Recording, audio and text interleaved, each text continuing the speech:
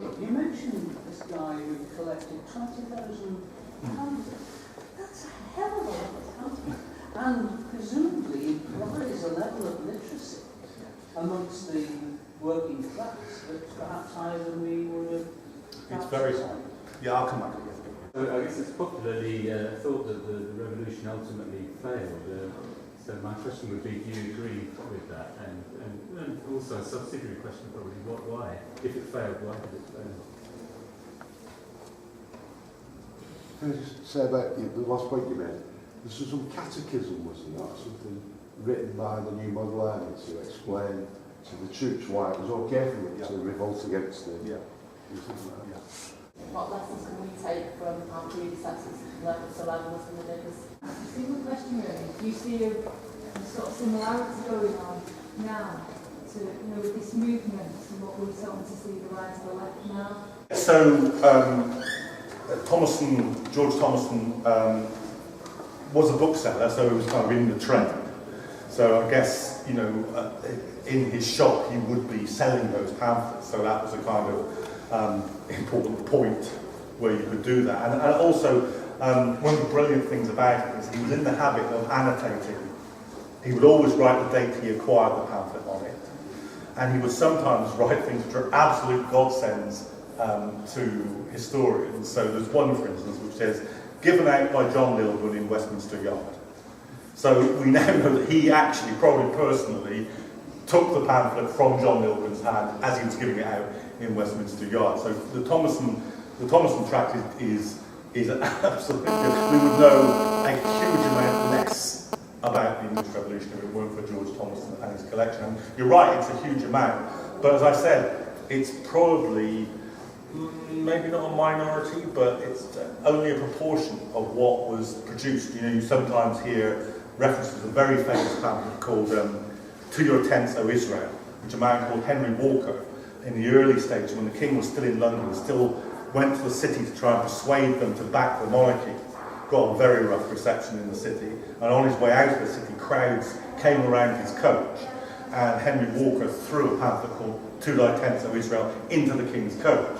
Now, the pamphlet doesn't exist, but we know it did exist because of the story about him chucking it into the king's coach. So there's a lot that's disappeared, as well as a lot that Thomason kept. I mean, one of the other remarkable things, I suppose, I ought to tell you about because it's such a good story, I'll tell you. But we know about the Putney debates, the very famous debates in 1647, where the Levellers and the agitators of the New Model Army met in Putney Church. The quote that I gave you from Rainsborough about the poorest tea, that was made in those debates, where, and this again absolutely never happened in history before, that ordinary soldiers in the regiments elected their own agitators, which at that time didn't have its political meaning, it just meant agent or representative, elected their own agitators who debated the outcome of the revolution and what the army would do with the most senior officers, Mr. Thomas Fairfax and Oliver Cromwell. And the reason we know about those debates is because it was, you remember I was talking about the way in which the Puritan notion of your relationship between God and the worshipper is a much more direct and personal one, and not mediated by preachers. So there was a very heavy emphasis, as there is actually today in the Muslim community, on textual analysis of the Bible, the Holy Book, and discussion of any sermon. So there might be a sermon, but it was very important afterwards that the sermon was discussed and debated by the congregation. And in some radical churches, that the congregation, members of the congregation could debate with the preacher, which obviously didn't happen where the bishops kept standing up and saying, but to do that, this is the shorthand was invented in the English Revolution by members of the gathered churches who wanted to take notes of the preacher's sermon to discuss later. So, I mean, it wasn't Pitman, obviously, but there were various schools of various types of shorthand. And one of the clerks to the New Model Army took down the Putney debates as they happened in shorthand. And then later on, he translated some of them into longhand, and some of them remained in shorthand. And when the Restoration, when the Stuarts were back in 1660, hanging on to these wasn't such a sort of great idea. So he dumped them all in Worcester College, Oxford. And from then until 1890, when historian C.H. Firth found them, that entire record of the Putney debates was absolutely unknown to historians. And they found them, and Firth published them. That's still ASP Woodhouse's Puritanism and Liberty, and those records, and that's where they come from. But some of them were still in shorthand.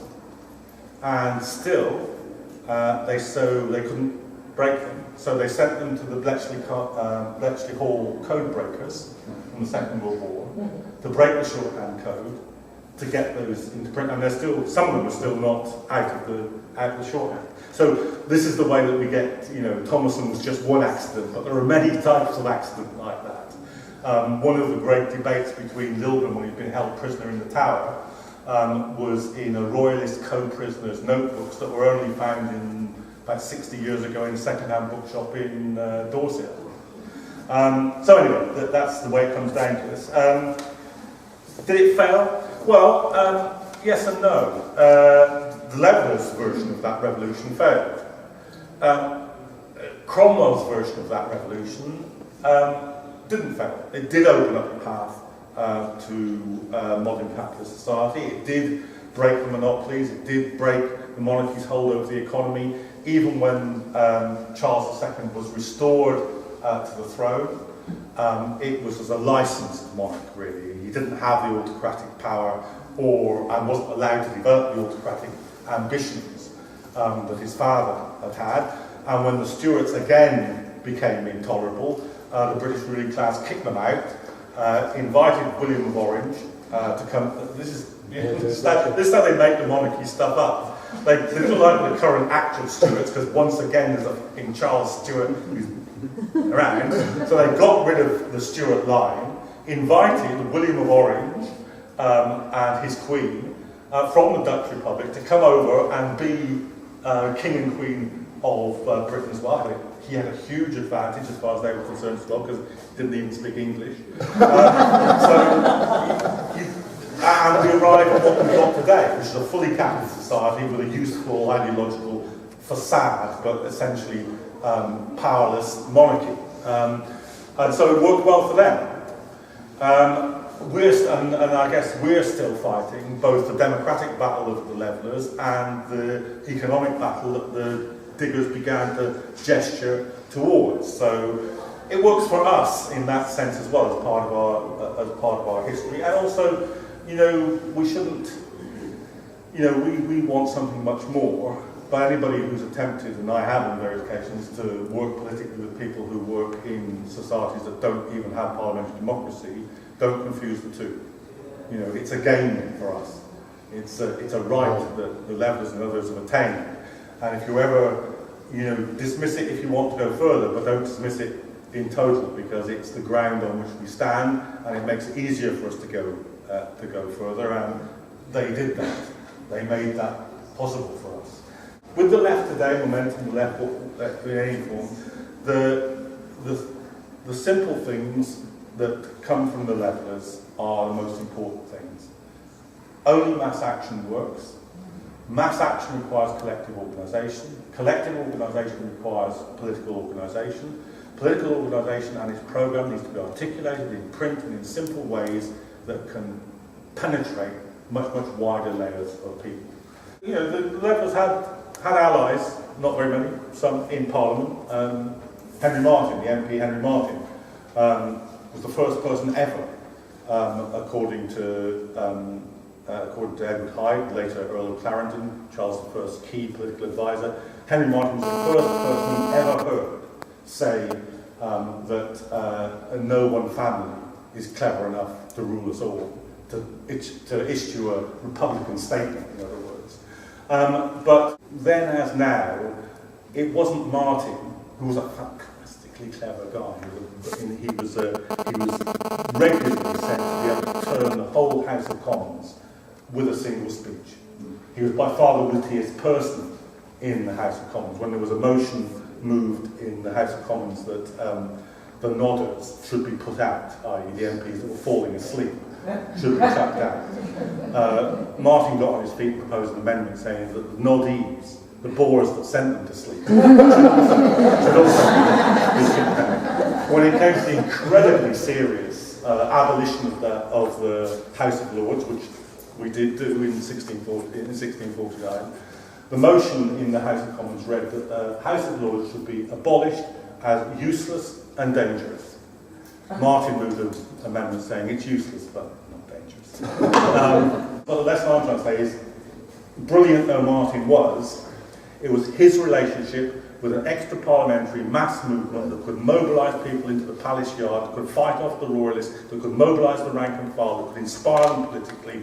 That's what made things move.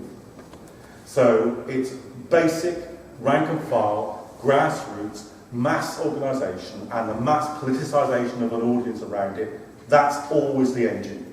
Everything else is secondary after that. All leaders, all parliamentary representation is secondary to that. If you've got this, you can get the rest. If you've only got that, you can't get this without building it up. And building it up like the Levellers did. By the meeting, they met, they elected committees, they collected subs, they printed pamphlets, they had them distributed. That's how they worked. And that's how, to be honest, there's still a lot of it going around. You know, who thought that the petition would transmute from the age of print into the internet age? But it has. You know, change.org exists, advanced, I think even number 10 has its own petition, online petition site. It's transmuting. So that's the lesson for the letter. The Latin epigram of Regency, John Selden said there's no term more abused than that. I see the political shift in power, but the economic shift in power with the arrival of the mercantile middle class. I think when you puts it very well when he says, you tell all about a country that has a raw mint and a national debt. And we say that in favour of the socialisation debt and privatisation of capital.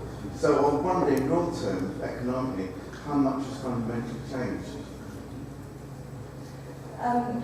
Thanks, John. That's excellent. I want to ask a question about the women of the revolution of the times, because as you said, the society at the time was highly patriarchal, and obviously we have massive problems with gender equality these days too. And a lot of the stories that the women, of the women that were involved in the revolution, weren't written down, weren't recorded and transmitted, and hence, been often written out. And I know you know a fantastic amount about it, John. So could you tell us a little bit about, John Wilton's wife, the Bonnie Besses and their sea green or key green dresses, please?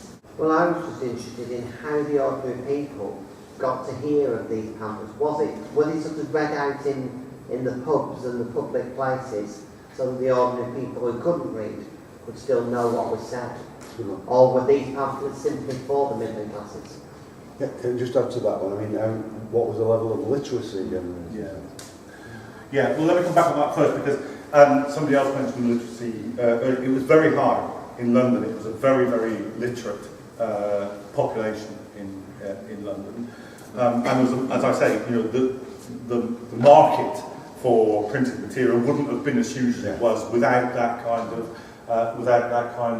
literacy. I think further afield it was more limited, and you would have that. But I haven't looked at this precisely, but my feeling is this, that actually during the mid-17th century, literacy rates were probably higher than they were 150 years later in the Industrial Revolution. I think it actually slipped back in that sense. Partly, actually, because of religion. Don't underestimate what the Reformation did. The Reformation put the Bible into English. And that was fantastically important. I mean, you think what it was like before. You would have the sermons would be written out, would be literally read out in a language which you didn't understand. You couldn't study the Bible yourself because it was in a language you didn't understand. It was in Latin. One of the big complaints of the Levellers is every law has to be in English, not in Latin. That the Reformation and the growth of Puritanism, with its emphasis on Bible study, pushed forward literacy, which then had a completely different and explosive meaning when censorship breaks down and the pamphlet wars, the paper bullets, as they called them, started flying. And like I said, they would be the New Model Army was a massive engine for the distribution of radical ideas, both spoken by radical preachers. If you look at each regiment would have a preacher attached to it. If you look at some of the key regiments and their appointments of preachers, they become more and more radical until they've got levellers at the end of the process. You can follow it in 3 or 4 regiments of more radical preachers being appointed. So they got that way. There were Bible carriers were a thing. You know, they travel around the country selling the Bible, but the pamphlets would go and petitions would go with them. It's actually it was surprisingly quick to get around. You could be in Newcastle and then in London a day and a half later.